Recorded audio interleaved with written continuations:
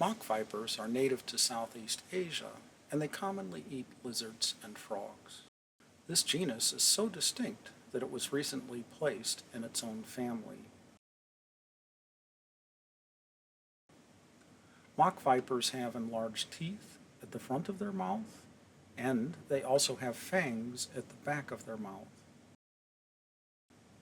As is the case for many rear-fanged species of snake, the venom of mock vipers can kill their natural prey, but it is of little concern for harming humans.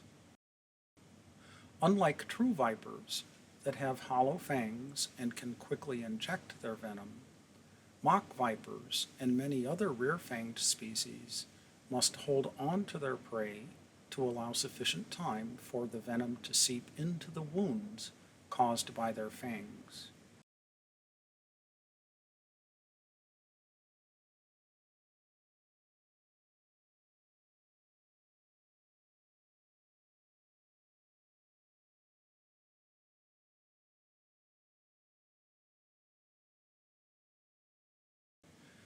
If you look closely at the lizard, you can see an area that is slimy as a result of the copious oral secretions from the snake as it held the lizard for more than 10 minutes before it began the swallowing process.